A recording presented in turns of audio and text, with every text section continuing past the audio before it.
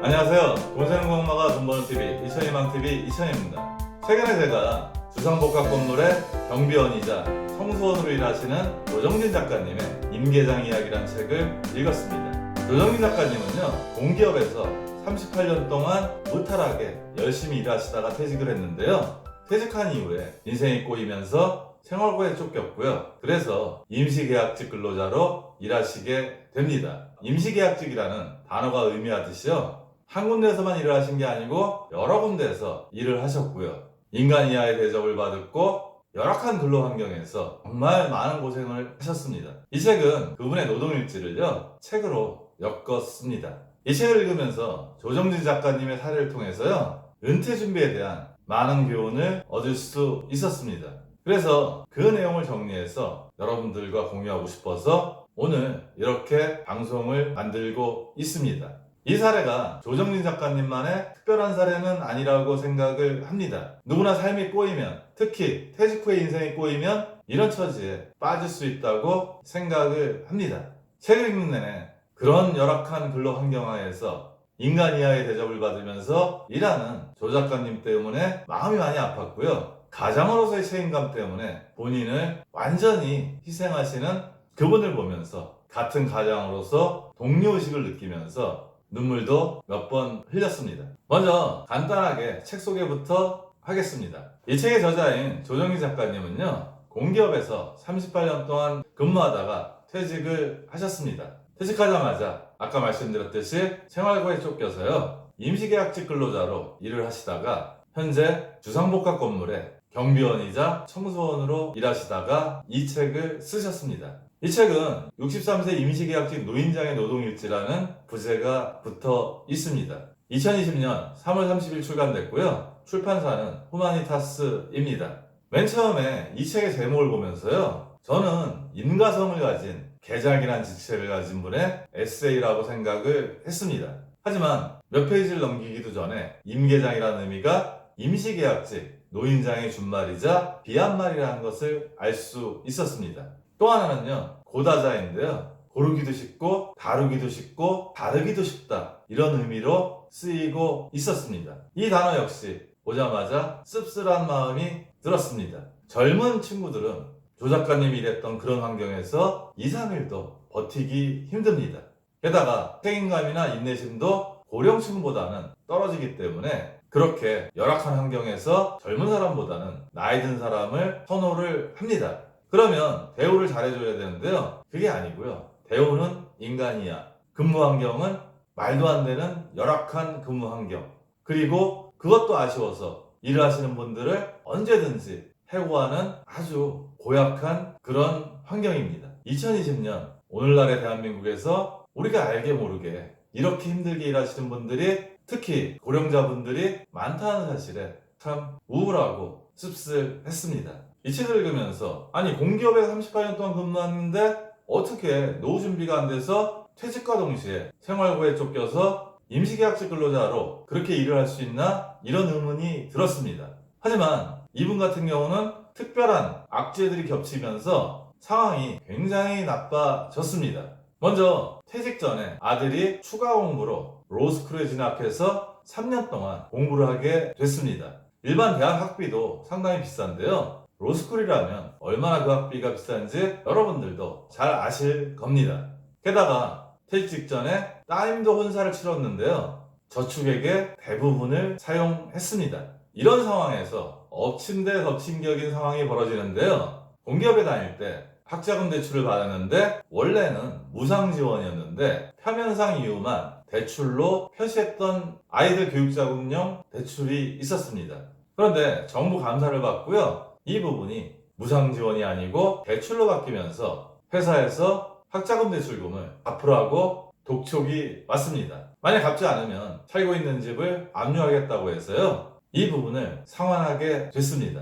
요 이전 상황에서도 좀 안 좋은 상황이 벌어졌는데요, 중소도시에서 근무하다가 광역시로 발령나면서요, 대출을 크게 지게 됐습니다. 주택담보대출로 1억 5천만 원을 졌고요. 신용대출 금액은 정확하게 나오진 않았는데 신용대출 금액도 있었습니다. 근데 문제는 퇴직과 동시에 신용이 떨어지면서 은행에서 신용대출금을 갚으라고 계속 압박이 왔습니다. 그래서 어쩔 수 없이 적금과 보험을 해약해서 상환을 했습니다. 공기업에 다니기 때문에 공적연금이 국민연금입니다. 이분이 공적연금을 받는 시기는 62세부터이기 때문에요. 퇴직한 60세 시점에서 2년 동안 갭이 생깁니다. 우리가 그 기간을 보통 소득 절벽 기간, 소득 크레바스라고 얘기를 하는데요. 공적연금조차도 도움을 받을 수 없는 상황이었습니다. 개인연금도 가입해서 어느 정도 불입했다고 생각했는데요. 막상 받으려고 문의를 해보니까 70세까지 받으면 매월 10만원씩 지급을 하고 종신토록 받으면 매월 5만원씩 지급한다고 했으니까 별로 도움이 되지 않는 그런 상황이었습니다. 퇴직금은 대부분 2세대나 그 이전 세대나 보통 중간정산을 해서 주택 구입할 때 사용하거나 대출을 상환하는데 사용하시는 분들이 많습니다. 게다가 임금 피크제를 실시하면서 퇴직금을 마지막으로 지급을 했는데 그 자금은 아마 따님 혼사 때 들어갔을 거라고 추측이 됩니다. 이렇게 전방위적으로 어려움이 닥치면서요, 결국 퇴직과 동시에 일을 구할 수밖에 없었습니다. 맨 처음에 지인분의 소개로 그나마 괜찮은 직장을 들어가셨었는데요. 고령 낙하산 인사가 들어온 거에 대해서 직원들이 상당히 불편해했기 때문에 결국은 그 일을 그만둘 수밖에 없었고요. 고속버스 회사의 배차기장으로 일을 합니다. 말이 배차기장이지 온몸으로 때우는 일이었고요. 거기서 몸도 다쳤고요. 몸을 다쳤는데 치료받을 시간도 주지 않고 질병휴가도 주지 않아서 당황스러워하다가 결국 그 회사에서 해고를 했습니다. 아까 제가 말씀드리지 않았습니까? 고다자, 고르기도 쉽고 다루기도 쉽고 자르기도 쉽다고. 그렇게 바로 잘리고요. 그 다음에 얻은 일자리가 아파트 경비원 자리였습니다. 그걸로 생활비가 부족하니까요, 대형 빌딩에 주차관리비 경비원으로 투잡을 뛰게 됩니다. 그런데 두 직종 모두 하루는 24시간 근무하고 하루를 쉬는 근무입니다. 사실 한 군데 근무하는 것만도 보통 사람들이 견디기 힘든 일인데요. 24시간을 번갈아 가면서 아파트 경비원하고 빌딩 주차관리 및 경비원 일을 병행을 합니다. 이분은 유난히 강한 인내심하고 가장으로서의 강한 책임감 때문에 이 두 일을 나름대로 열심히 합니다. 60대 고령자가 이렇게 일한다는 거를 저는 읽으면서요, 정말 마음이 많이 아팠습니다. 정말 저게 가능할까? 이런 생각도 들었고요. 하지만 두 군데 모두에서 열심히 일했지만 잘립니다. 그러고 나서 얻은 일이 터미널 고속버스 회사에 보안요원으로 일을 하시는데요. 결국 여기서도 말도 안 되는 대우를 받고 마지막에 병을 얻어서 그 병을 치료받지도 못하고 잘리고요. 결국 7개월 동안 투병을 하다가 현재 주상복합 경비원 및 청소원으로 일하시고 계십니다. 이분이 면접 볼 때 면접 기준이요, 뼈와 근육이 튼튼한 자입니다. 즉 고령층 중에 그나마 건강한 사람을 뽑아서 마음껏 부리겠다는 이야기입니다. 저는 뼈와 근육이 튼튼해도 이 작가님이 일했던 환경에서 일하면 두세 달만 일해도 큰 병이 걸려서 몸이 다 부서질 거라고 생각을 합니다. 우리가 이런 최악의 선택을 하지 않으려면요, 은퇴 준비를 잘해야 합니다. 그래서 이 책을 읽으면서 조정진 작가님의 사례에서 배우는 노준비 5가지 교훈에 대해서 정리를 해봤습니다. 먼저 가장 중요한 건요, 이 방송을 보시는 분들이 연세가 어떻게 됐던 간에 언제 은퇴를 할 건가, 그리고 그 시점에 매월의 생활비로 현재 가치로 월 얼마가 필요한지 예상을 해보셔야 합니다. 노후 생활비를 생각하실 때는 막연하게 무지하게 많게가 아니고요, 아껴 쓰면 남한테 손을 안 벌릴 정도의 최소 생활비를 먼저 염두에 두시고요, 그 다음부터는 더 많이 준비하면 준비할수록 노후가 더 편안해집니다. 저는 상담할 때 그 기준을 보통 부부는 월 생활비 200만원, 독신은 월 생활비 150만원을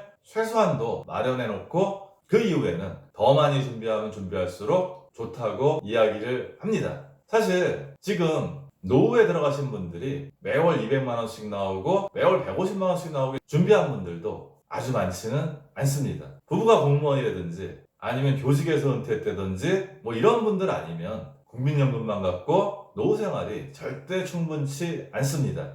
다시 한번 정리하면요, 일단 언제 은퇴할지, 그리고 그 은퇴한 시점에서 매월의 생활비로 최소한도 얼마가 필요한지, 그 부분을 어떻게 준비할지에 대해서 반드시 계획을 세우시고 실천을 하시기 바랍니다. 두 번째는요, 조정진 작가님은 그래도 소득 절벽 기간이 상당히 짧은 겁니다. 60세 은퇴해서 62세에 국민연금 나올 때까지는 2년밖에 되지 않습니다. 40대 후반에도 생애 주된 직장에서 퇴직하시기도 하시고요.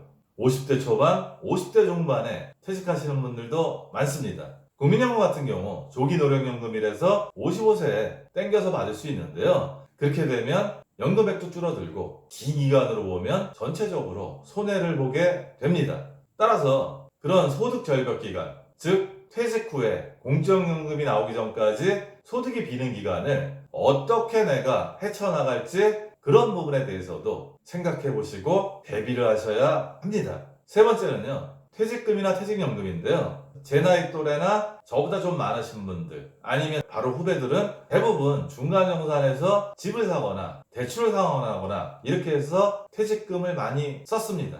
조정희 작가님도 퇴직금 중간정산에서 집을 샀고요. 임금 피크제 할 때 퇴직금을 받아서 결국은 자녀의 혼자 비용으로 들어갔을 겁니다. 제가 상담할 때 퇴직금하고 퇴직연금은 절대 노후를 위해서 손대지 말라고 강조를 합니다. 우리가 노후를 준비하는 수단은요, 국민연금 같은 공적연금, 그다음 퇴직연금, 개인연금이 주축이 될 수밖에 없습니다. 공적연금으로만 아까 말씀드린 최소생활비인 월 200만 원이나 월 150만 원이 해결되면 좋겠지만 그렇지 못합니다. 따라서 퇴직연금이나 개인연금으로 준비를 해야 되는데요. 개인연금은 많이 벌어야지 많이 받을 수 있습니다. 우리가 살면서 여유가 있을 때가 별로 없습니다. 그리고 노후는 상당히 뒤에 오는 거기 때문에 준비를 소홀히 하다가 막상 닥쳐서 준비하게 되면요, 금액을 많이 넣어야 되는데 그 시기에 자녀들이 성장하면서 교육비나 다른 비용으로 많이 들어가게 됩니다.